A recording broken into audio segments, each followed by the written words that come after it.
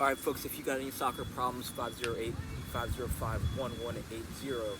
When one door closes, a million open. We were at the Atlantic Inn, but they said that we cannot dine there, so we're at Ernie's in Block Island. Ernie's restaurant, and we are aiming for that Charles Poliquin diet, local fruit, variety of nuts, protein of any kind, and some healthy fat. We didn't get it, but that's okay. Prisoners, right? Charles Poliquin says prisoners, more food, more sleep, still have world-class physiques. So this is a simple training routine, warm-up that you can do on your break at work. We've got half an hour, but we're gonna keep it a little less than that. And we're also gonna be, what are we thinking about? We're thinking about standing on the shoulders of giants. You want to learn from the mistakes and the successes of people in the past. So we're thinking about Joseph L. Greenstein. We're thinking about David Weck. We're using a kick trainer, and we're doing some Thai fitness _ty.fitness_inspired juggling. We're going to do some dribbling sequences inspired by Fanta, Sista, Mickey. We're going to do some Sri Dharma Mitra headstand. We're going to do some horseshoe, some grip and upper body strength training, and then we're going to do some decompression of the neck and developing our hair strength, which is pretty uncommon, but this is from ages ago. This is from Joseph L. Greenstein, who would strengthen the roots of his hair and his scalp through a progression of strength training exercises, and that's going to help with staying relaxed in high pressure situations. That's going to help with decompressing the neck and relieving tension, by creating tension in certain areas, relieve it in other areas. So stay safe, right? You don't want to. Some of this stuff can be dangerous. You don't want to hurt yourself. So you want to take things nice and easy. If you are going to see a doctor before you undertake any serious strength training. Right? So okay, let's get it. Oh, and first things first. If you take a deep breath and your shoulders go into the air, right? If your breath looks like this, then you want to learn what's called belly breathing, and this is Dr. Branich. She says that breathing through your belly like this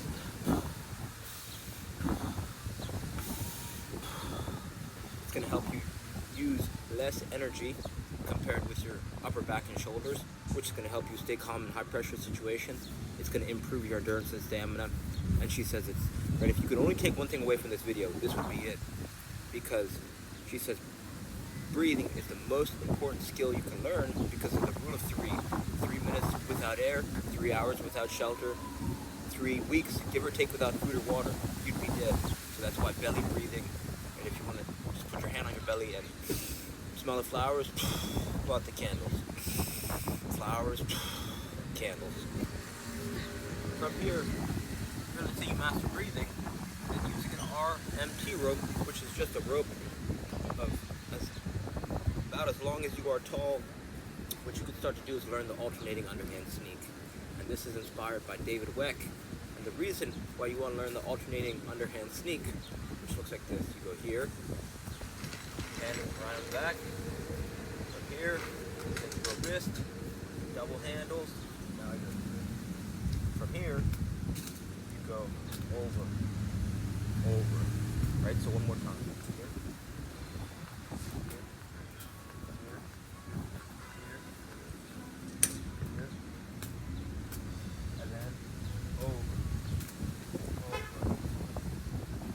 Why this is so important is because it teaches you perfect running technique. It teaches you how to whip your arms down and pop that knee up. So this can help you become more explosive. It's going to help with your running technique. It's going to prevent injuries. It's going to help with rehab if you've got any pain through your body. I noticed that when I learned this, my juggling improved, which started improving my passing and my shooting as well. Even my dribbling improved from improving in juggling from learning this. So if there's a second thing you could take away from this video, this would be it. Right? The alternating underhand sneak. There's lots of tutorials online. It took me 3 days to learn, but what the secret is for me was I practiced the double behind the back over and over and over. So this one really helped lay down the foundation to go from here, right? I did this 3 days in a row, whenever I had a spare moment, and then it was here, here. And it would start to, some people like to pivot with the feet, some people like to let the spine do a majority of the work. You could get into one-legged balance, you could get a skip going, skip to my loo, right behind knees. McGregor likes to go, or I'm sorry, Floyd Mayweather, when he skips rope, likes to go underneath the leg. You could go high, right, full range of motion in the shoulders.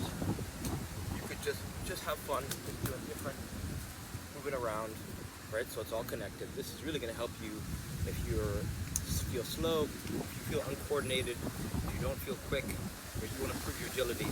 This could help. So keep that RMT rope, and that's the alternating underhand sneak. Okay, from here, I feel like there's a natural, logical progression to go from RMT rope to kick trainer. And this is really going to help you if you want to improve your juggling, if you want to improve your striking technique, your timing, your rhythm, and your coordination. Again, this is just a size 1 ball on a rope. But if you're lazy, you don't feel like making one, you can order what's called an SKLZ Solo Kick Trainer online. $25. It's just going to help you cram months of training in days or weeks, because you could really get a high volume of touches anywhere in the world you are. And since it's lightweight, portable, and cheap, it's just going to help you become more effective in very tight time windows.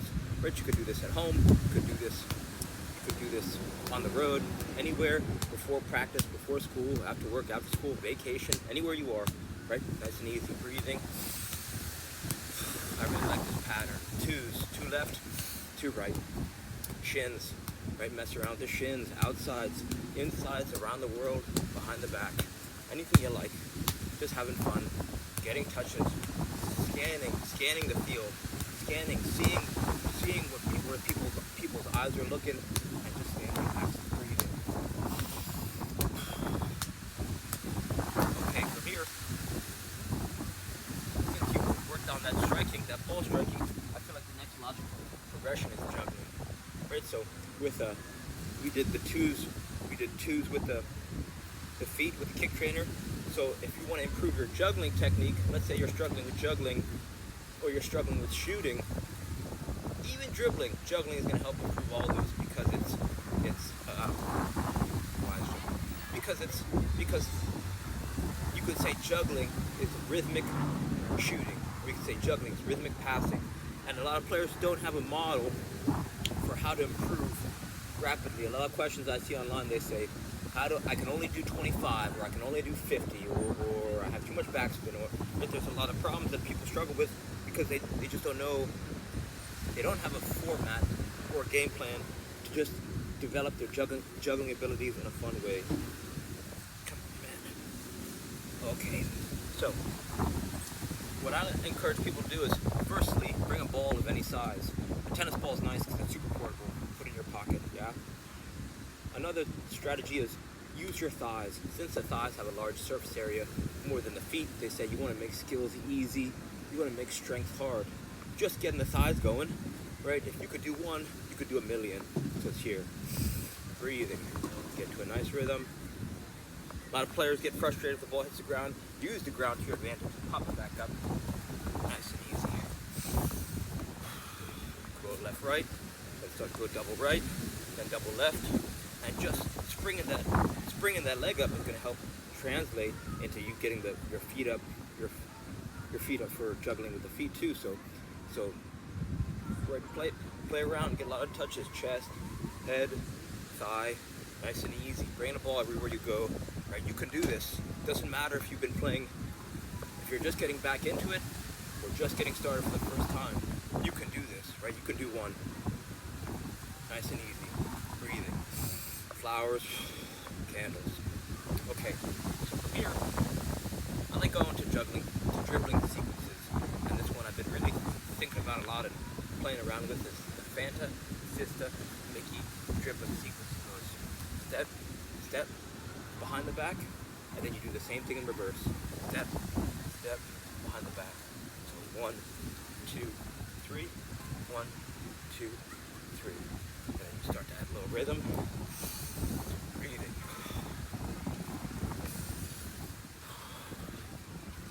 And then over time, what it's going to allow you to do is pivot effortlessly on the field. Right, so you'll be able to go here. Right, it allows you to do a 360 and eye scan the whole field. So now you're starting to get better understanding of where your teammates and the opposition are. Right, just understanding the time and space of the whole field. You're creating mental maps, so you could start to do things where it looks like you have eyes in the back of your head because you're using your peripherals to see the whole field. So you could say dribbling sequences allow you to see the field more effectively, because if you're spending too much time on the ground at the ball, then what you're not doing is seeing where pressure is, seeing where your teammates are. So dribbling sequences, they're rhythmic patterns. They help you not think about dribbling. So anyone struggling with your dribbling abilities, this is perfect. Right, a ball of any size, step, step, behind the back. Then you can start to play around with pivots. Right, step, pivot, step, pivot, step, pivot. Nice and easy.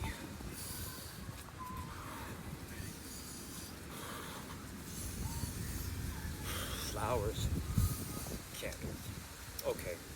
And then, right, so a lot of players, they ask, how do I improve soccer fitness? How do I improve endurance? With just this simple rotation of first understanding how to breathe effectively, then how to start to begin to have your body talk to itself, right? You're using the rope to better understand. You're helping the body harmonize itself, right? It knows. You start to begin to understand where you are in time and space, and that's why this tool for $10, right? It's like having a soccer gym that transfers immediately to gameplay. A lot of players, they spend so much time at the gym, hours at the gym, doing exercises that often make them maybe stronger in the gym, but worse on the field. So if you're not sure what to do, if you want to get stronger to become a better player, this rope is perfect for you. $10, right? Just say, I have a soft piece of rope, maybe a little bit longer than you are tall, so you could tie knots. Some players like knots in the hands. Some players, right, would rather no knots. So play around with it. So the idea is, each exercise, if done in that sequence, it creates a loop, right? It's a circuit. It's a rotation of exercises done in a thoughtful way. So you could do this an infinite amount of times based on how much you want to train. Right, there's players who they spend a lot of time, they go to the gym, they spend half an hour, 45 minutes, an hour running in a straight line on a treadmill or using an elliptical, which has its purpose, but with this stuff you're going to get multiple ranges of motion, a lot of touches, a lot of fun, and you don't need to do a gym, you don't need a gym membership to do these simple things, and if you start to do them in a high intensity while staying relaxed, it's really going to help your soccer fitness and endurance. So just keep that in mind. You want to do 2 loops, you want to do 3 loops, right, as many as you want until you decide when you're done fatiguing yourself. Right, because the goal is, can I raise my practice intensity that's going to help me in the game while also staying relaxed.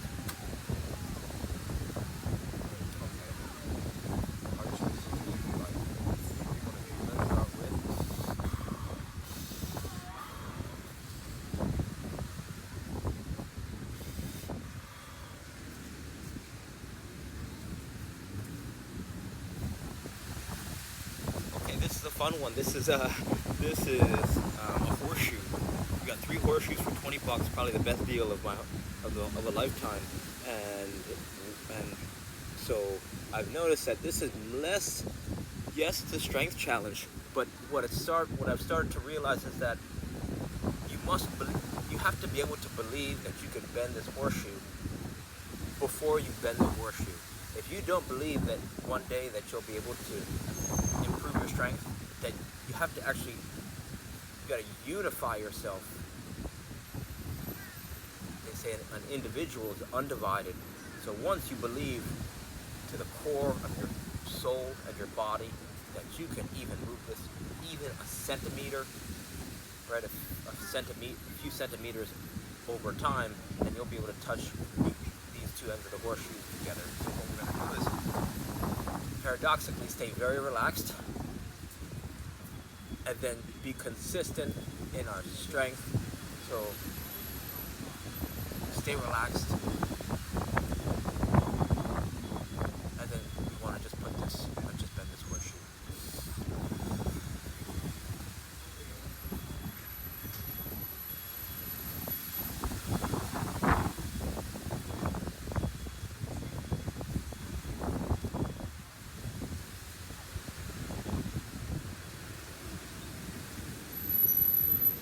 This is from Joseph L. Greenstein. He says you have to become one with it.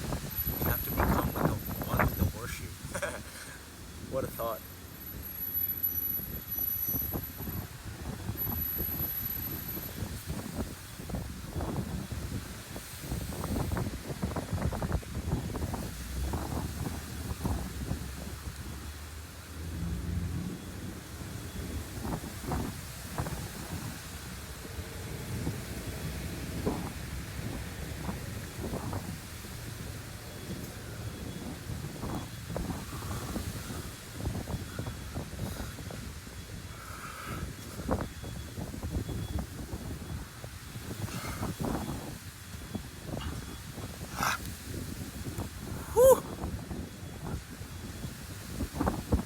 So, I don't know, it feels like I moved it, I budged it.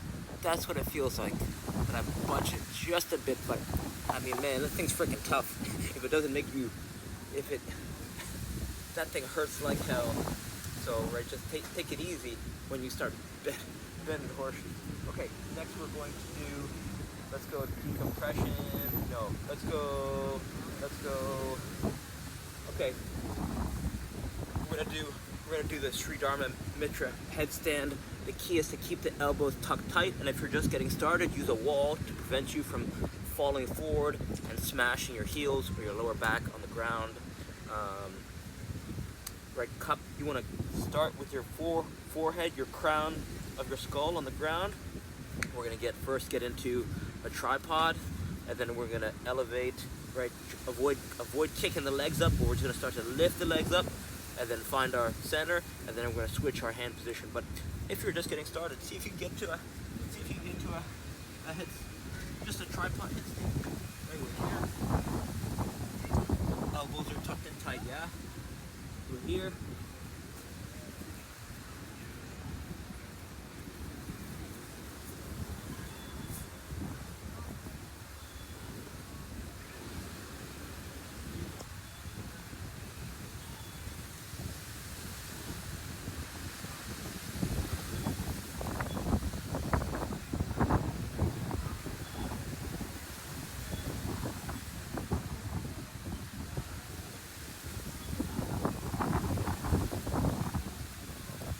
I lost it. Okay,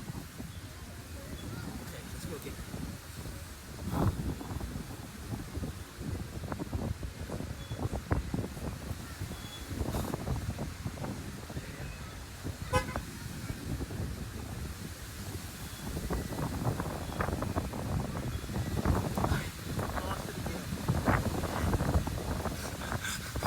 Let's hit it one more time.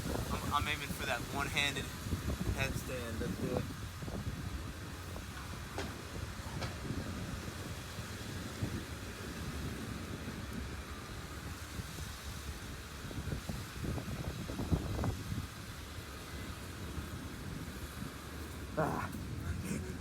Okay, so right, just have fun with it, and then from here, since we created that tension in the neck, now we're gonna decompress it with this bucket of water. We've been doing this.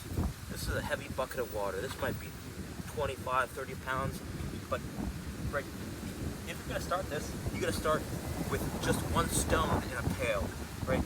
Maybe 1 ounce, and if you've got long hair, let it hang. Kind of a knot.